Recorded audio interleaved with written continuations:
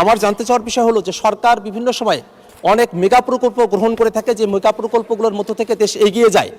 আমাদের মাননীয় মন্ত্রী মহোদয় এবং আমাদের সরকার তারা কি এবার আমাদের স্থানীয় পর্যায়ে যাতে যোগাযোগ ব্যবস্থার উন্নতিটা সঠিকভাবে হয়, মানুষেরা যাতে তাদের বাড়ি পর্যন্ত অ্যাম্বুলেন্সটা অন্তত নিয়ে যেতে পারে, সহজে যাতে যাতায়াতটা করতে পারে, সে কারণে রুটিন পাকাকরণ কার্যক্রমের অতিরিক্ত হিসেবে পাকাকরণের জন্য মেগা প্রকল্প গ্রহণ করবে কিনা সেই ব্যাপারে আপনার মাধ্যমে মাননীয় মন্ত্রীর দৃষ্টি আকর্ষণ করছি। আমি মাননীয় সংসদ সদস্যকে ধন্যবাদ জানাতে চাই যে তিনি এই গ্রাম বাংলার প্রায় সব সংসদ সদস্যের মনের কথাটা বলেছেন। গরমে আরাম নিয়ে হবে না হাহুতাশ, ঘুরলে পরে ওয়ালটন ফ্যান বাতাস আর বাতাস। রংপুর 4 আসন থেকে নির্বাচিত মাননীয় সংসদ সদস্য জনাব আক্তার হোসেন একটি সম্পূরক প্রশ্ন করতে পারেন। ধন্যবাদ। মাননীয় স্পিকার, আপনার মাধ্যমে মাননীয় মন্ত্রীর দৃষ্টি আকর্ষণ করছি।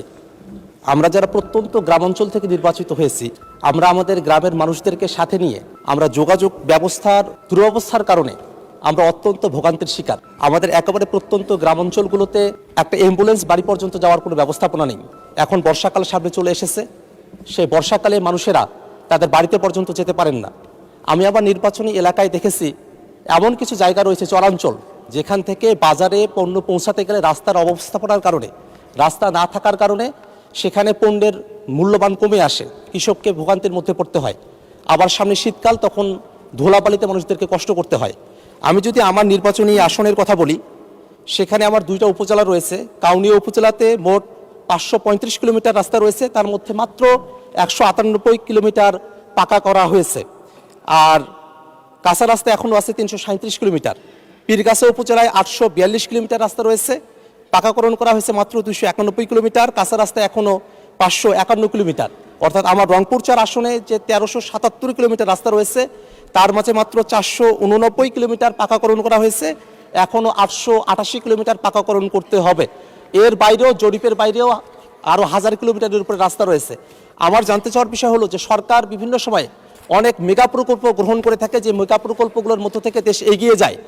আমাদের মাননীয় মন্ত্রী মহোদয় এবং আমাদের সরকার তারা কি এবার আমাদের স্থানীয় পর্যায়ে যাতে যোগাযোগ ব্যবস্থার উন্নতিটা সঠিকভাবে হয়, মানুষেরা যাতে তাদের বাড়ি পর্যন্ত অ্যাম্বুলেন্সটা অন্তত নিয়ে যেতে পারে, সহজে যাতে যাতায়াতটা করতে পারে, সে কারণে রুটিন পাকাকরণ কার্যক্রমের অতিরিক্ত হিসেবে পাকাকরণের জন্য মেগা প্রকল্প গ্রহণ করবে কিনা সেই ব্যাপারে আপনার মাধ্যমে মাননীয় মন্ত্রীর দৃষ্টি আকর্ষণ করছি। ধন্যবাদ মাননীয় সদস্য। মাননীয় মন্ত্রী। ধন্যবাদ মাননীয় স্পিকার। সে সঙ্গে আমি মাননীয় সংসদ সদস্যকে ধন্যবাদ জানাতে চাই যে তিনি এই গ্রাম বাংলার প্রায় সব সংসদ সদস্যের মনের কথাটা বলেছেন। দুর্ভাগ্য আমাদের যে বিগত ফ্যাসিস্ট সরকারের আমলে এই উন্নয়নের নামে, মেগা প্রজেক্ট অথবা উন্নয়নের নামে যে চরম দুর্নীতি করা হয়েছে, সেটার ফলেই আজকে আমরা মাত্র 1 মাস হল সরকার এসেছি এবং সেটা আমরা উপলব্ধি করছি। এবং দুর্ভাগ্যক্রমে বিগত অন্তর্বর্তীকালীন সরকারের আমলেও যারা দায়িত্বে ছিলেন তারা নিজ নিজ এলাকায় ফান্ড নিয়ে চলে গেছেন, কিন্তু বিশেষ করে উত্তরাঞ্চলের অঞ্চলগুলোতে এই রাস্তাঘাটগুলো একেবারেই আপনার নেগলেক্টেড থেকে গেছে।